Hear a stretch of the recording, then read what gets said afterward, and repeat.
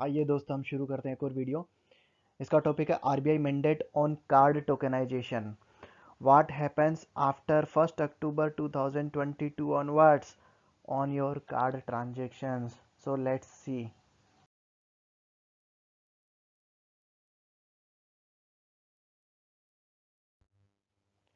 सबसे पहले हम जानेंगे कि कार्ड टोकनाइजेशन क्या है।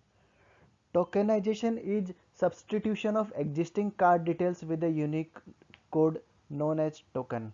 मतलब आपका कार्ड का डिटेल को रिप्लेस कर दिया जाएगा एक यूनिक कोड से, जिसे हम टोकन बुलाएंगे। या फिर tokenisation is the process through which once sensitive card information can be replaced with non sensitive uniquely generated code called token. मतलब आपका जो सेंसिटिव कार्ड डिटेल्स है वो अब सेव नहीं होगा प्लेटफॉर्म्स के ऊपर। क्या सेव होगा? एक टोकन। अब यहाँ पे सेंसिटिव और नॉन सेंसिटिव का क्या मतलब है? सेंसिटिव कार्ड इंफॉर्मेशन मतलब जिसके बेसिस पे अगर किसी ने चुरा लिया तो वो ट्रांजेक्शन कर पाएगा। और नॉन सेंसिटिव टोकन का क्या मतलब है कि अगर टोकन चोरी भी हो गया तो भी कोई ट्रांजेक्शन नहीं कर पाएगा, इसलिए ये नॉन सेंसिटिव है। ठीक है। अब ये डेबिट एंड क्रेडिट कार्ड दोनों तरह के कार्ड के लिए टोकनाइजेशन मैंडेटरी होने जा रहा है। तो दोस्तों टोकनाइजेशन से सबसे इंपॉर्टेंट क्वेश्चन जो हमारे दिमाग में आता है कि इससे हमारे ट्रांजेक्शन्स सेफ कैसे होंगे। तो चलिए हम जानते हैं कि ट्रांजेक्शन सेफ कैसे होंगे।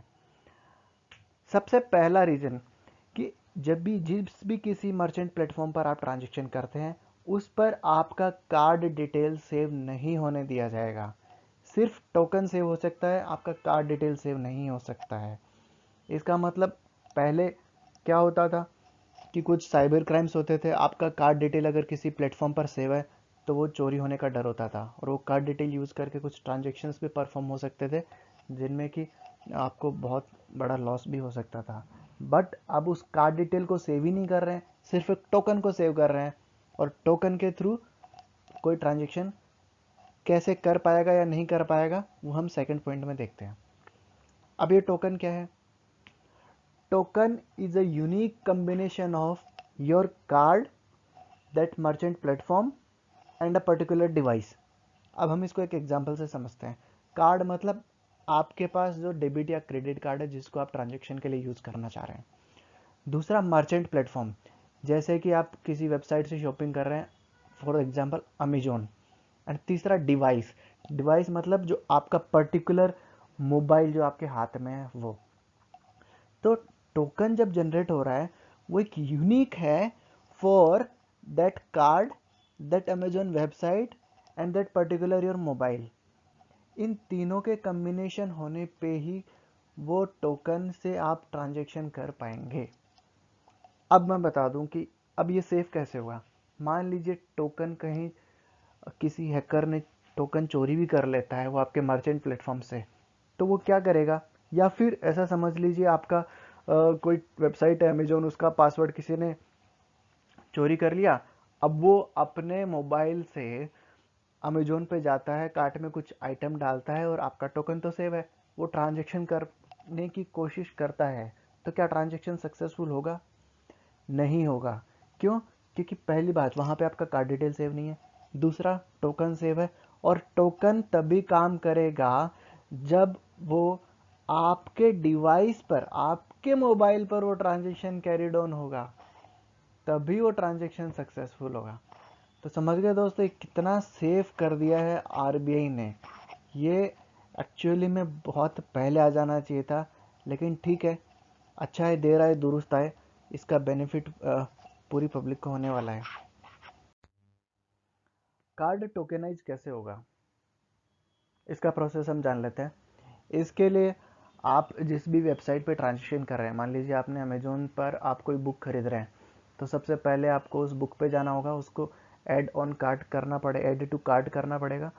फिर पेमेंट ऑप्शन पे जाना पड़ेगा, आप अपना कार्ड डिटेल डालेंगे। कार्ड डिटेल डालने के बाद वहीं पर एक ऑप्शन आपको मिलेगा, सेव कार्ड एज पर आरबीआई गाइडलाइंस। तो उसके पास में एक चेक बॉक्स बना रहेगा, उस चेक बॉक्स को आपको चेक करना है। चेक करने के बाद में आपको ट्रांजेक्शन को कंप्लीट करना है।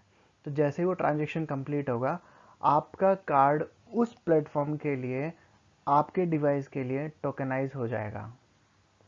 ठीक है, ये बहुत ही सिंपल प्रोसेस है। अब मैं सेम कार्ड को अलग अलग डिवाइस पे टोकनाइज कर सकता हूँ? जैसे मैं मेरे खुद के मोबाइल पे ट्रांजेक्शन कर रहा हूँ, मेरे ब्रदर के या मेरी वाइफ के या मेरे फादर के मोबाइल पे ट्रांजेक्शन करना चाह रहा हूँ, तो इसके लिए आरबीआई ने ये फैसिलिटी दी है। Yes, you can do tokenisation on any number of devices. आप एक नहीं, दो नहीं, 3 मोबाइल पर सेम वेबसाइट के लिए, सेम कार्ड के लिए टोकनाइज कर सकते हो, लेकिन वो टोकन जो है वो यूनिक होगा, हर मोबाइल हर डिवाइस के लिए यूनिक होगा, अलग अलग होगा। ठीक है, अब मान लीजिए आपके पास 4 कार्ड है, आपने चारों टोकनाइज कर दिए, तो आपको कैसे पता चलेगा कि पेमेंट ऑप्शन में जाने के बाद कौन सा कार्ड सेलेक्ट करना है? तो उसके लिए, वो आइडेंटिफिकेशन पर्पज के लिए आपके वेबसाइट पर आपके कार्ड के लास्ट के 4 डिजिट्स सेव रहेंगे। उन लास्ट के 4 डिजिट से आप आइडेंटिफाई कर पाएंगे कि आप कौन सा कार्ड यूज करना चाह रहे हैं।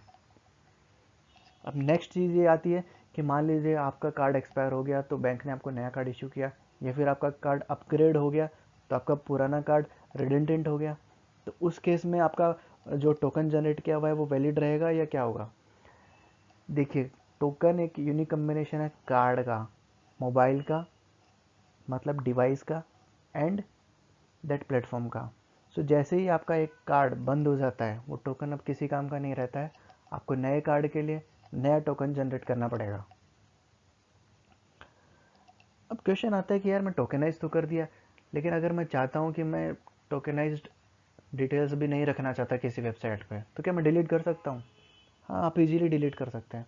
आप किसी भी वेबसाइट पे, जैसे अमेजोन पे जाइए, पेमेंट डिटेल्स पे जाइए, सेव्ड कार्ड डिटेल्स ऐसा कुछ ऑप्शन आएगा, वहाँ पे आपका टोकनाइज्ड कार्ड डिटेल रहेगा, जो लास्ट के 4 डिजिट रहेंगे क्रेडिट कार्ड के, वो शो करेगा। वहाँ पे आप डिलीट ऑप्शन क्लिक कर दीजिए, आपका कार्ड डिटोकनाइज हो जाएगा। क्या हमें टोकनाइजेशन के लिए कोई चार्ज पे करना पड़ेगा? नो, आप एनी नंबर ऑफ प्लेटफॉर्म्स पे जाके अपना कार्ड टोकनाइज करा सकते हैं, इसका आपको कोई चार्ज नहीं देना है। जबकि कुछ प्लेटफॉर्म्स तो ऐसे भी हैं जो उनके प्लेटफॉर्म पर आपको कार्ड टोकनाइज करने के लिए कुछ कैशबैक भी दे रहे हैं। दूसरा, is it mandatory to tokenise your card? क्या कार्ड को टोकनाइज करना मैंडेटरी है?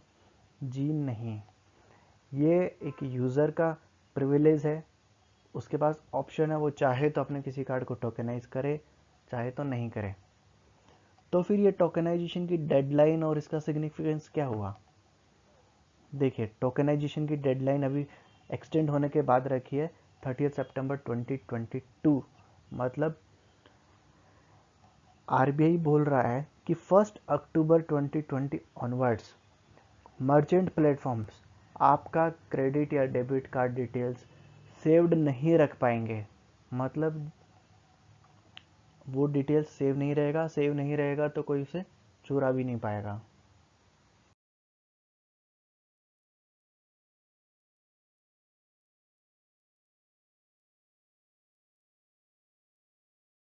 अगर मेरा कोई एग्जिस्टिंग क्रेडिट कार्ड डिटेल किसी प्लेटफॉर्म पर सेव्ड है, जो कि शायद होगी, उसका क्या होगा? तो 30 सितंबर 2022 के बाद में अगर ये डेडलाइन एक्सटेंड नहीं होती है, तो जो भी आपके क्रेडिट या डेबिट कार्ड डिटेल्स किसी भी प्लेटफॉर्म पे जैसे अमेजोन पे सेव्ड हैं, तो वो डिलीट करने पड़ेंगे आपके प्लेटफॉर्म्स को।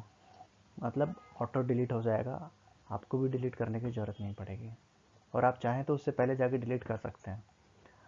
अब हम आते हैं कि टोकेनाइज्ड एरा में ट्रांजेक्शन्स हम कैसे परफॉर्म करें। तो इसके 2 रास्ते हैं। पहला रास्ता ये कि आप किसी भी वेबसाइट पे जाइए, अपना कार्ड डिटेल डालिए और पेमेंट कर दीजिए। उससे क्या होगा? आपने टोकेनाइज नहीं किया है, आपने डायरेक्ट पेमेंट किया है, टोकेनाइज नहीं किया है। उससे क्या होगा? आपका ट्रांजेक्शन गो थ्रू हो जाएगा और आपका कार्ड डिटेल उस प्लेटफॉर्म पे सेव नहीं होगा। लेकिन अगर आपको फिर से उस वेबसाइट पे, उस प्लेटफॉर्म पे ट्रांजेक्शन करना है, तो again and again you have to enter your card details. ठीक है। दूसरा ऑप्शन क्या है? दूसरा ऑप्शन ये है कि आप कार्ड टोकनाइज कर लें। टोकनाइज करने से क्या होगा? आपका टोकन उस वेबसाइट पर सेव रहेगा और जब भी आपको next time transaction carry on करना है तो सिर्फ आपको CVV एंड OTP डालना पड़ेगा, आपको कार्ड डिटेल नहीं डालना पड़ेगा। तो RBI ने ये इंश्योर किया कि आपके पास ऑप्शन है स्मूथ ट्रांजेक्शन करने का भी यूजिंग टोकनाइजेशन, और आप अगर चाहें तो हर टाइम कार्ड डिटेल भी डाल सकते हैं विदाउट टोकनाइजेशन। अब इसमें व्हाट इज़ बेटर, तो दोस्तों मेरे अकॉर्डिंग देखिए, आप अगर किसी वेबसाइट पर रेयरली कोई ट्रांजेक्शन करते हैं या बहुत लंबे टाइम बाद कोई ट्रांजेक्शन करते हैं तो उस पर तो आपको टोकनाइज करने की भी ज़रूरत नहीं है। आप उस पर ट्रांजेक्शन परफॉर्म कीजिए, आपका कार्ड डिटेल सेव नहीं होगा, दैट इज़ ओके। जहाँ पर या जिस वेबसाइट पर आप फ्रिक्वेंटली ट्रांजेक्ट करते हैं और आपको लगता है कि यार बार बार कार्ड डिटेल डालना थोड़ा डिफ़िकल्ट हो जाएगा, वहाँ पर आप टोकनाइजेशन परफॉर्म कर लीजिए, तो आपका ट्रांजेक्शन भी स्मूथ रहेगा और सेफ भी रहेगा। ठीक है। अब एक पॉइंट और है दोस्तों कि ये टोकनाइजेशन फैसिलिटी सिर्फ डोमेस्टिक ट्रांजेक्शन्स के लिए है, इंटरनेशनल ट्रांजेक्शन के लिए टोकनाइजेशन की फैसिलिटी फॉर द टाइमिंग अभी तक तो नहीं आई है। ओके, सो दोस्तों आपको कैसी लगी ये जानकारी? मैं आपको बता दूं कि मैंने मेरे कार्ड जहाँ पर मैं फ्रिक्वेंट ट्रांजेक्शन करता हूँ वहाँ ऑलरेडी टोकनाइज कर लिया है।